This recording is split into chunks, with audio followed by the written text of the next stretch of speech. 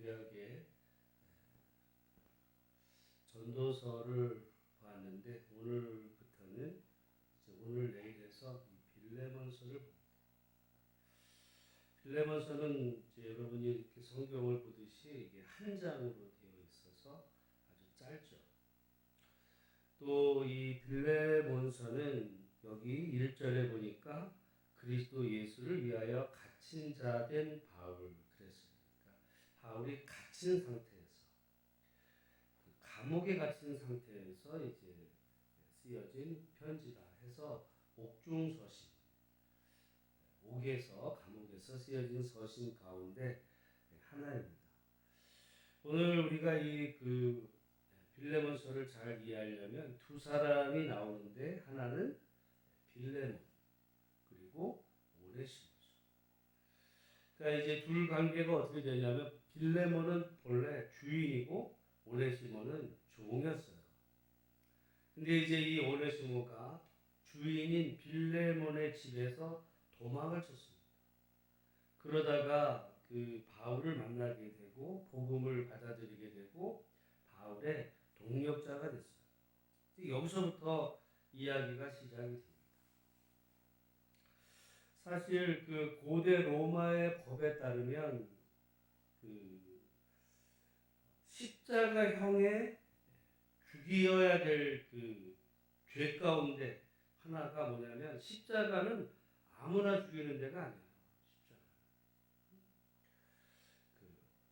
오늘 우리야 뭐 예수님이 십자가에 죽으셨다 그러니까 예수님만 십자가에 죽으셨다고 생각하는데 십자가에 죽은 사람도 무지 많아요. 크게 두 종류의 사람이 십자가에 죽습니다. 하나는 반란범이에요. 반란범이 뭐예요? 어떤 그 나라 체제에 대해서 부정하다가 이제 죽이는 사람이 그 반역죄죠 말하죠. 예수 믿었다고 죽이지 않았어요, 예수님이.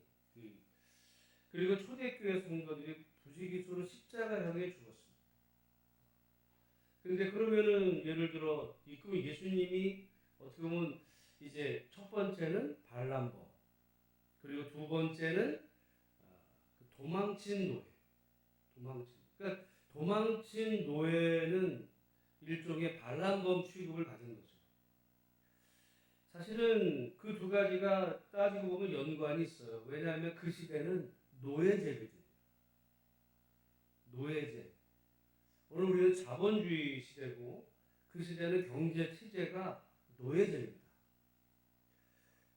그러니까 노예제를 부정하고 도망친 노예라는 거는 그거는 정말 국가적 반란범, 국가의 어떤 경제 질서를 깨는 이 반란범에 준해서 이제 십자가형에 처해서 아주 그냥 뭐 가장 끔찍한 형벌이니까 다시는 누구도 그 짓을 못하게 이제 사람들에게 경고하려는 그런 목적으로 이제 도망친 노예가 이제 반란범에 취했는데 여기서 이제 문제가 오네시모는 지금 도망친 노예였어요.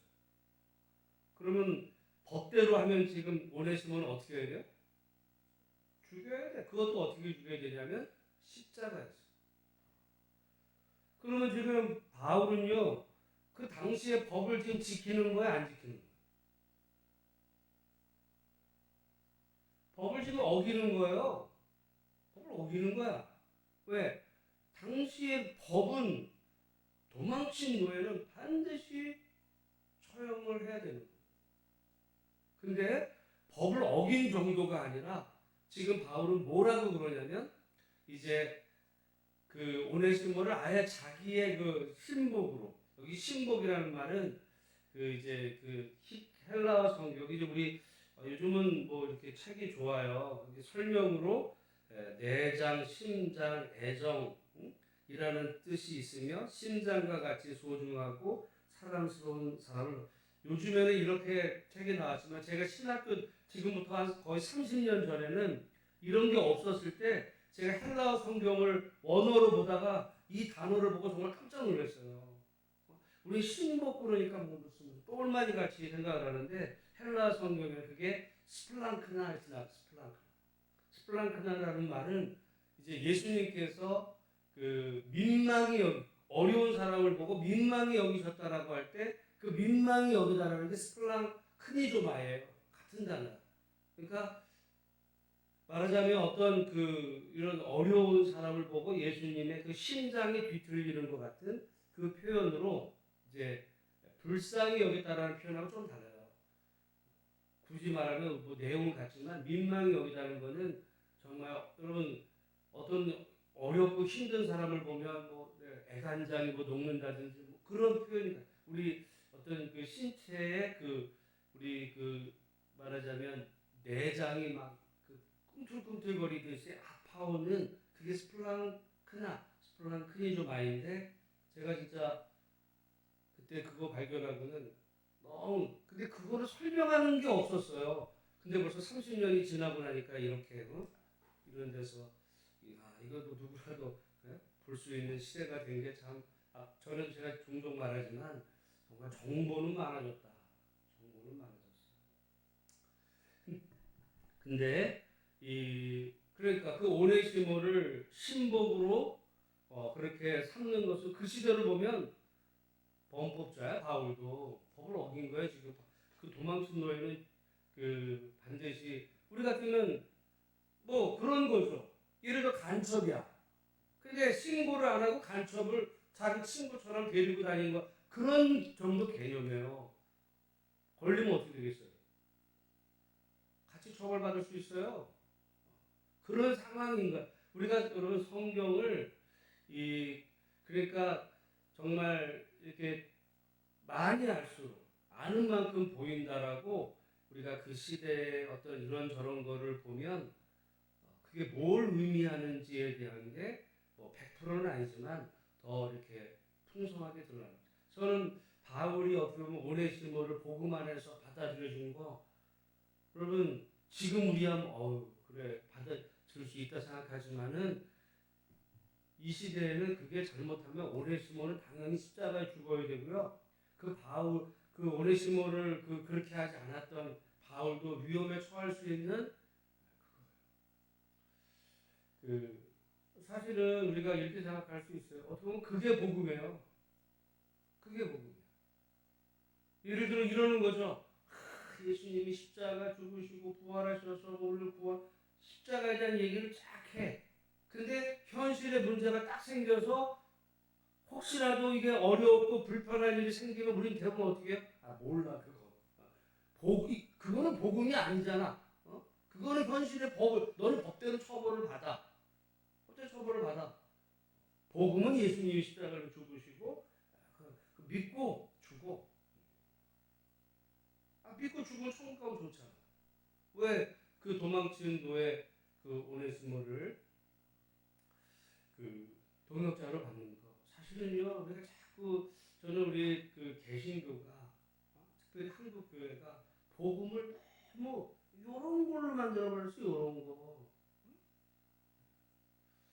그래서 신학도 요만하고요. 아주 그냥 옹졸해져 버렸어요. 그래서 조금만 내 기준에서 다르면 다 그냥 제가 볼 때는 그렇지 않아요. 성경이 그러니까 아는 만큼 보인다고. 여러분 근본주의 사실 한국 교회 정말 문제는 근본주의거든요. 근데 우리 한국 교회의 많은 목회자나 저도 그렇게 배웠는데 근본주의를 자랑으로 여겼어요. 우리 청소년에 가면 우리 교단은 근본주의야. 아예 뭐 근본주의가 자랑인데 자랑 아니에요. 그리고 이단일수록 근본주의. 왜냐하면 다른 거를 용납을 못해. 내 것만 오는 거야. 아주 편협하죠. 근데 여기 지금 바울은 그 오네시모를 이제 받아들였는데 혹시라도 나중에 문제가 될까 해요. 지금 그 오네시모를 빌레몬한테 지금 보내는 거예요.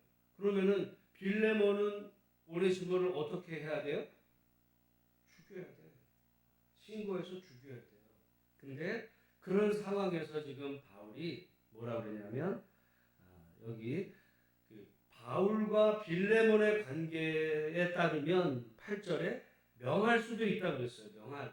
그러니까 바울이 빌레몬보다도 뭐 연장자고, 그리고 바울을 통해서 빌레몬이 복음을 받아들였기 때문에 어떻게 보면 바울이 빌레몬에게 명할 수 있어요. 명할 수 있지만 그러나 또 다른 문제거든요. 이건 다른 문제야. 왜냐하면 빌레몬과 그 오네시모의 관계는 바울이라고 해서 함부로 할 수 있는 관계가 아니죠. 뭐 마찬가지예요. 내가 예를 들어 여러분하고 저와의 관계 속에서 여러분의 일상의 어떤 그런 그 사람과의 그런 관계를 내가 일방적으로 말하면 뭐 따라요? 그런 게 아니잖아. 그러니까 바울이 명할 수도 있지만 내가 여기 도리어 사랑으로서 여기 간구한다, 부탁한다, 뭐를 부탁하냐? 이 오네시모를, 응? 오네시모를 여기 12절에 13절에 보니까 그를 내게 머물러 있게 하여 내 복음을 위하여 갇힌 중에서 네 대신 나를 섬기게 하고자 하나. 그러니까 이 오네시모를 죽이지 말고, 응? 너 대신 그 오네시모가 그 내가 복음 전하는 일에 돕도록 그렇게 허락해 달라. 어떻게 보면 정말 정중한 편지죠. 근데 사실은 내일 아마 보겠지만은 이게 정중하지만은 않아요. 제가 내가 진짜 이 빌레몬서를 원어로 보면 이 기가 막힌 내용이 나와요. 내일 그 표현 중에 예전에 나 지금 30년 전에 이 부분 읽다가 정말 내가 성경이 기가 막힌 부분이 있는데 그게 우리 이 한글이나 영어나 번역으로는 잘 드러나지가 않는데 원어를 보면 이게 정말 바울이 아주 거의 내가 내게 부탁한다. 근데 나중에 보면 이건 부탁이 아니라 협박이에요. 아주 묘하게 그렇게 지금 되어 있는 제가 볼 때 빌레몬서가 정말 제가 제 스스로 이걸 연구하면서 이거는 솔직히 어떤 주석에도 안 나와. 그랬던 부분인데 이제 그래서 여기 보면 이 일이 억지가 아니라 자의로 그 빌레몬을 이제 배려했죠. 그래서 근데 오늘 이 말씀에서 우리가 지금 여기 근데 그 많은 그 학자들 중에는 바울을 아주 싫어하는 사람들이 많아요. 크게 이제 몇 가지 중에 하나가 바울이 성차별을 인정했다. 남성과 여성을 차별을 하는 그걸 인정했다고. 그래서 남자는 정말 하늘이고 머리고 여자는 땅이야. 그거를 바울이 인정했다고 바울을 성차별주의자다. 이렇게 비난하는 사람들이 있어요. 학자들 중에. 사실은 바울은 그러지가 않았어요. 오해야 다. 왜냐하면 바울의 동역자들을 보면 여성들이 많아요. 그리고 근데 왜 그러면 그런 거에 대해서 바울이 그래서 제가 제일 소중하게 여기는 게 바울이 어떤 관계 마음을 가졌는지를 보려면 그래서 제가 에베소서 5장 21절 이하에 그리스도를 경외함으로 피차 복종하라. 그리고 5장 22절부터 이제 아내가 자기 남편에게 복종하기를 그러면서 또 나중에 쭉 나오는 바울은 여자가 남자에게 복종하라 그랬잖아. 그러니까 바울은 틀려. 웃기는 소리예요. 다시 말씀드리지만 바울이 편지를 썼을 때는 조선시대가 우리 같으면 조선시대 같은 데였어요. 노예제가 인정이 되고 정말 여자는 시집 가가지고 아들을 못 낳으면은 소방 맞는 그런 시대에 성경이 쓰여진 거예요. 지금 뭐 21세기에 쓰여진 게 아니에요. 그런 시대 속에서 바울이 말한 이 내용을 그래서 바울이 갈라디아서 남자나 여자나 똑같다 그러잖아요. 바울은 제가 볼 때 대단한 진보 혁명적인 그런 사상가였어요. 근데 그거를 뭐 마치 무슨 오늘날도 말이죠. 오늘날도 우리나라가 굉장히 많이 발전한 것 같아도 그 요즘 그런 말이 있잖아요. 이번 정부가 뭐그 서윤남 서윤남이 뭐 서윤남은 서울대 60대 남자. 그러니까 장관 중에는 여성이 거의 없어. 우리나라가 뭐 마치 이게 평등화된 것 같아도 말이죠.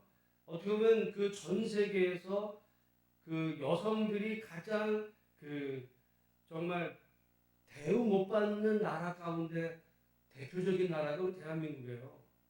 똑같이 직장을 가도 승진해서 차별을 받고 또 높은 지위로 올라가기가 힘들어요. 여성은 옛날에 비해서 뭐 아이를 뭐 임신하게 되면 옛날에는 노골적으로 직장 거기서 끝난 거죠. 그래서 여성이 직장 가면 언제까지냐? 애 낳기 전까지. 애 낳으면 끝나는 거예요. 그게 이제 당연한 이런 그 문화가 된 우리 한국 문화는 제가 볼 때 한국은요. 제가 가끔 생각하면 이거는 지금 조선시대 유교가 한국에 살아 있어요. 유교가. 우리 겉으로는 뭐 기독교인 것 같지만 가장 유교가 살아있는 데가 교회야. 가장 유교적인 그 단체가 교회예요. 교회 안에 여자가 어디 가니? 제가 전에 그 아버지 학교가 있어요. 아버지 학교. 한국의 교회 쪽에서 아버지 학교가 얼마나 정말 그 대대적인 그 선풍적인 인기 교회 부흥하고 근데 아버지 학교가 그 기본적으로 유교를 바탕하고 있어요. 그건 내 가정사역 공부해서 그건 정확한 거야. 이번에 사실 제가 지난번에 얘기했잖아요. 미국의 부통령이 우리나라에 와가지고 대통령하고 뭘 이야기를 할 거다. 그래가지고 대통령한테 우리 기자들이 물었죠. 그 부통령과 그 얘기를 했냐? 그때 안 했다 그래가지고 안 했어? 그래서 미국의 백악관에다 물었더니 했다.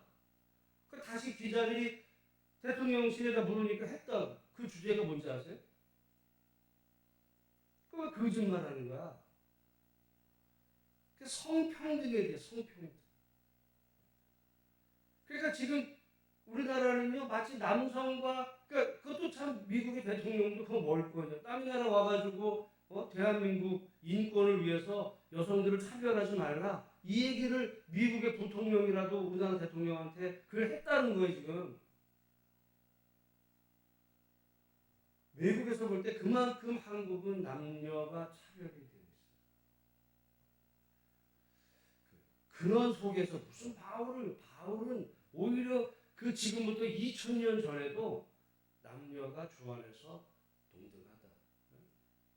그리스도 예수 안에서 헬라인이나 유대인이나 남자나 여자. 그 얘기가 그게 보통 얘기가 아니에요. 보통 마치 조선시대에 우리나라 남녀가 유별하지 그 남녀가 칠세 같이 앉지도 못하게 만드는 이런 그 속에서 그게 얼마 안 된 얘기예요. 그런데 바울은 그렇죠. 또 이 노예제 문제도 있어요. 노예제. 그 바울을 비난하는 사람들 중에 바울아 여기 바울이 노예를 인정했지 않냐? 노예제를 천만의 말씀이에요. 근데 바울이 이런 게 있어요. 이거는 그 시대적인 상황이었어. 그 시대. 그러니까 바울이 뭐라 그러냐면 남자나 여자나 헬라인이나 유대인이나 남자나 여자나 종이나 자유인이나 종과 자유인 종이나 주인이나 같다고 그랬어요. 나는 정말 우리가 우리 그 갈라디아서 2장 28절 그걸 그냥 우습게 여기는데 나는 그게 복음이라고 봐요. 그게 복음이야. 내가 예수 믿고 그러면 구원받아 천국 가. 근데 살아가는 속에서는 남녀가 유별하지. 넌 종놈의 자식이. 넌 종업원이잖아. 손가락 잘리는 거면 이러다 보면 잘릴 수 있지. 여러분 요즘 그 SPC 사건 나오잖아요. 손가락 부지기수로 잘려서 보도가 되니까 그렇지. 옛날에 무슨 예? 일하다가 뭐 우리나라가 저는 솔직히 우리나라 경제가 이만큼 올라온 게 무슨 뭐 정치인이 잘해서 웃기는 소리 하지 말라고 했어요. 정말 그 노동 현장에서 자기의 어떻게 보면 정말 그 온몸을 불살라가며 일했던 그 노동자들의 그 피나는 그 노력의 그 결과로 지금 재벌도 생긴 거지. 무슨 뭐 재벌이 무슨 회장직을 잘해가지고 대통령이 무슨 정치를 잘해가지고.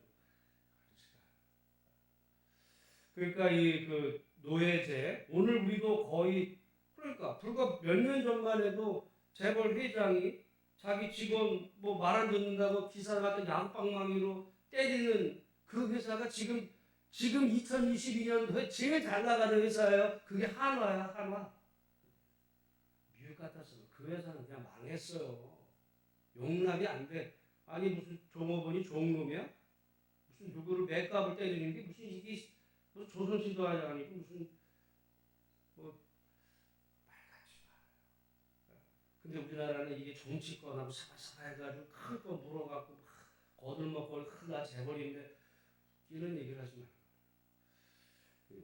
그런 의미에서 보면 바울은 오히려 정말 남자나 여자나 종이나 주인이나 다 주 안에서 정말 동등한 이런 거를 봤는데 저는 가끔 생각할 때마다 그 미국에서 거의 절반의 사람들은 노예제를 인정했어요. 노예제를 인정하고 그게 불과 뭐 몇천 년 전 얘기도 아니라 한 200년 전. 거의 우리 조선 말기쯤 됐을 때 미국은요. 그러니까 지금도 그래. 거의 깡둥이는 노예지 뭐. 그런 인식을 가진 사람들이 많아요. 근데 사람들은 그렇다 치더라도 중요한 건 목사가 설교를 성경을 근거로 노예제를 찬성하는 사람들이 미국의 보수 교단을 이뤘어요. 왜냐하면 미국의 남부 쪽이 다 보수거든요. 바이블 벨트라 해가지고. 거기 다 보수야. 근데 성경의 이름으로 성경으로 노예제를 인정했다니까요. 그걸 가르쳤어. 그게 하나님의 뜻이라고. 그러니까 저는 정말 성도들이야 모를 수 있지. 근데 목사가 그따위 성경적인 견해를 가지고 하나님의 말씀을 전하면 또 아멘하고 돌아가서 노예를 패요.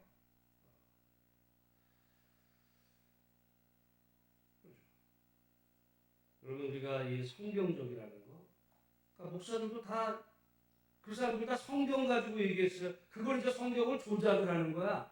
그래가지고는 어디로 가냐면 이제 노아의 세 아들 가운데 셈, 함, 야벳 가운데서 함이 깜둥인데 아버지의 그렇게 해서 저주를 받았다. 흑인은 저주를 받았다. 말 같지도 않은 얘기를 하고요. 좀 거칠 거예요. 그건 자빠진 거야. 나는 그런 거에 근거한 신학. 그건 이단보다 더 나빠요. 제가 얘기했잖아요.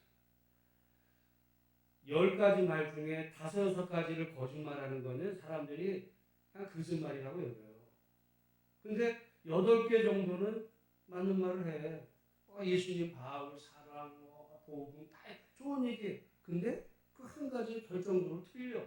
그래서 사람들 그거 맞다고 생각하거든요. 그게 나는 오늘날 정광훈이고 그래요. 그러면 오늘 우리가 이 빌레몬서 짧지만 사실은 의미하는 바가 매우 높습니다. 그래서 정말 우리가 성경적이라는 거, 성경에 나와 있다고 다 성경적이 아니에요. 오늘 하나님의 말씀을 잘 분별하는 믿음으로 살기를 위해서 오늘도 기도하시고 정말 나라 민족을 위해서 기도할 때 어제 제가 잠깐 말씀을 드렸는데 그래도 어제 좀 난리가 날 줄 알았는데 50조를 푼다는 그것 때문에 조금 진정이 됐지만 다 가라앉은 게 아니에요. 저는 그래서 50조가 얼마나 될까 했더니 우리나라가 5천만 국민이면 1인당 1인당 100만 원씩 주면 50조가 돼요. 말 한마디 때문에 1인당 100만 원 돈이 우리나라가 1년 예산이 600조거든요. 1년 예산의 10분의 1이 이 말 한마디 하는 거 뒤처리하느냐고 지금 다 날아가게 생기고 지금 그것 때문에 뭐 은행권, 뭐 건설사 막 부도난다 지금 난리예요.